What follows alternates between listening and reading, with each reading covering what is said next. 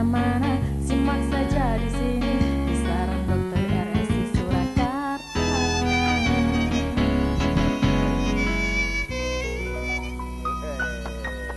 Oke pemirsa, ini tadi kalau panjenengan menyimak interlude lagunya, ini ya pianonya agak batuk sedikit.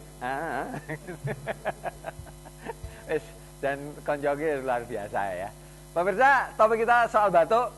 Saya akan menanyakan jenis-jenis batuk pada Dr. Lucy, dokter spesialis anak Rumah Sakit Islam Surakarta. Tapi yang jelas tipe batuk bukan batuk nonong, bukan batuk jenong, atau batuk kinclong. Ya, ini beda batuknya.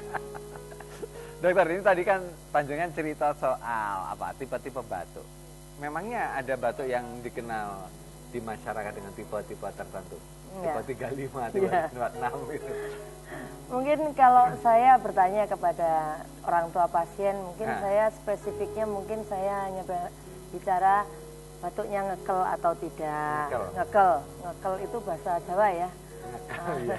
Itu gimana tipenya tuh? Tipe yang panjang, batuknya panjang. Ya, batuknya panjang. Begitu dia batuk, panjang dia. Mungkin dalam 1 menit kadang-kadang dia terbatuk-batuk sampai tidak bisa berhenti. Sampai kadang-kadang muntah.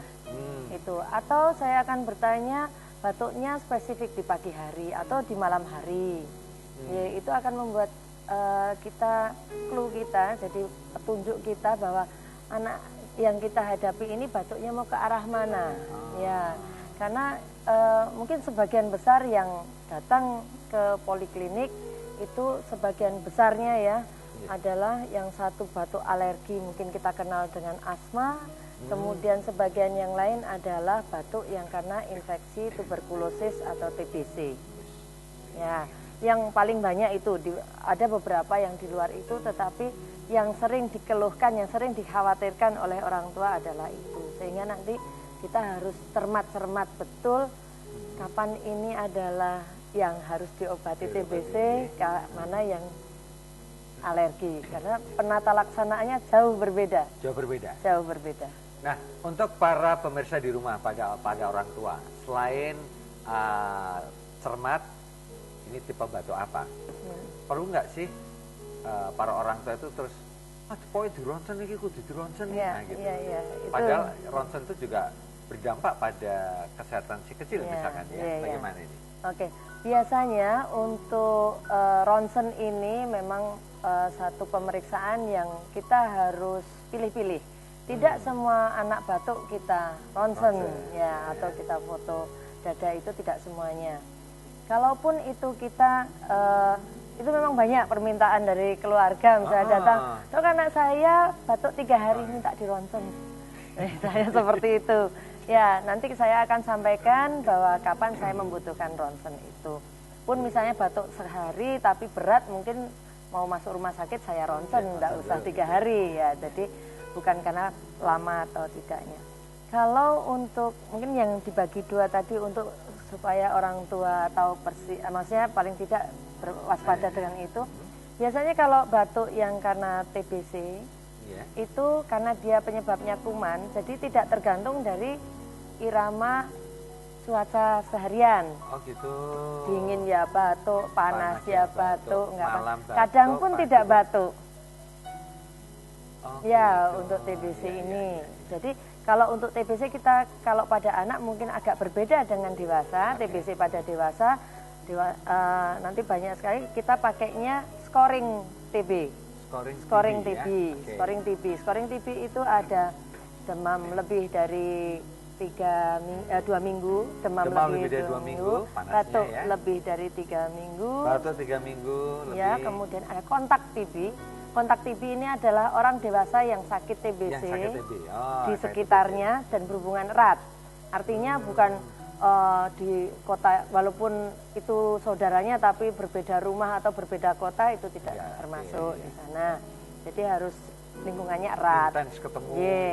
Kemudian ada pembesaran kelenjar limfonodi, ada apa namanya tertentu, tanda tertentu, kemudian foto ronsennya ada mendukung, Kemudian ada tes mantu namanya. Tes mantu. Tes mantu, ya. Sejauh anak-anak kok malah dijak mantu. Iya, betul, ya. Atau mantunya yang dites. Namanya tes mantu. Tes ya? mantu, mungkin tulisannya mantoks gitu ya. Mantoks Ya, tulisannya, kita baca ya. mantu. Nah, dari pemeriksaan itulah kita baru bisa menyebutkan bahwa anak ini menderita TBC atau tidak. Sehingga maksud saya tidak mudah mendakwa atau mendiagnosa seseorang anak untuk jadi TBC. Karena konsekuensinya begitu dapat diagnosa TBC, maka anak ini harus diberikan pengobatan minimal 6 bulan. Minimal 6 bulan? Minimal 6 bulan. Ya. Wah, ini makanya kalau begitu salah diagnosa, dampaknya sangat luar biasa. Ya, betul. Eman-eman yang minum obat. Ya. Betul, ya. Nah, itu kalau yang ber-TBC. Kalau yang kelompok kalau satu yang lagi untuk tadi?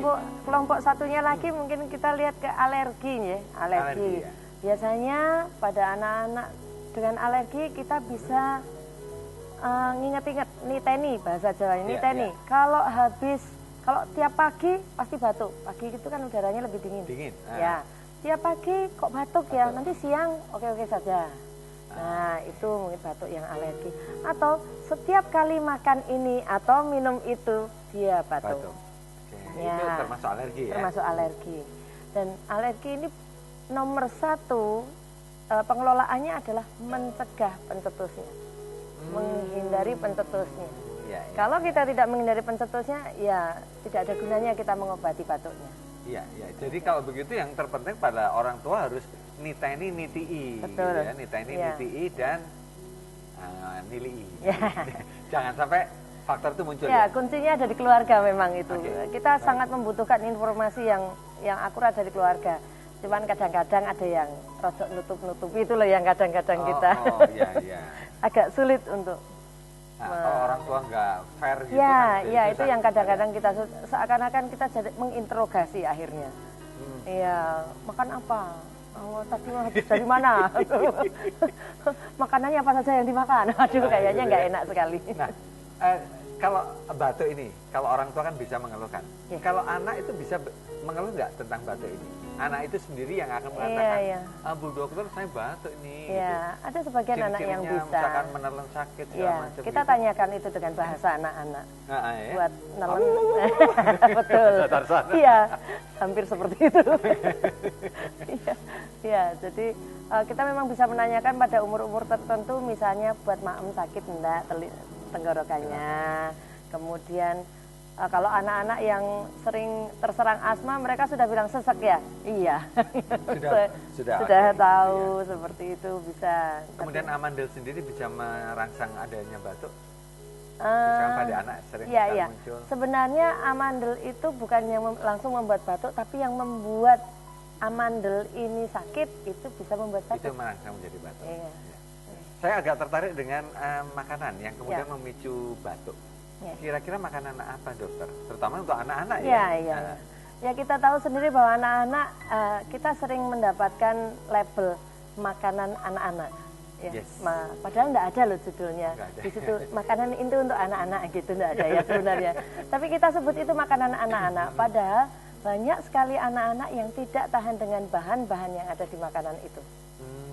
Ya terutama makanan pabrikan memang. Ya, pun makanan fresh yang kita masak sehari-hari di rumah pun ada beberapa anak yang tidak tahan juga. Misalnya setiap kali makan udang anak saya gatel di sini batuk-batuk, bisa seperti itu. Tapi lebih jarang lah seperti itu dibandingkan dengan makanan yang dari pabrikan. Iya. Kuncinya adalah bagaimana seorang ibu, seorang bapak itu kemudian mencermati tipe-tipe batuk pada si anak. Sehingga ketika si anak memang tidak bisa berkomunikasi secara langsung pada Dr. Lucy, setidaknya panjenengan sudah bisa memberikan informasi yang lengkap. Saya akan menanyakan, kalau kita ngomong soal batuk ini, apakah ada di Rumah Sakit Islam Surakarta ini teknologi terbaru untuk mendiagnosa batuk? Ya, tapi nggak sekarang ceritanya. Kita akan ngobrol tuntas, kalau nggak habis kita lanjutkan episode berikutnya. Ya, jangan kemana-mana, tetap di Saran Dokter RSI Surakarta. Kalau mau bertanya, kesehatan kemana-mana, simak saja di sini.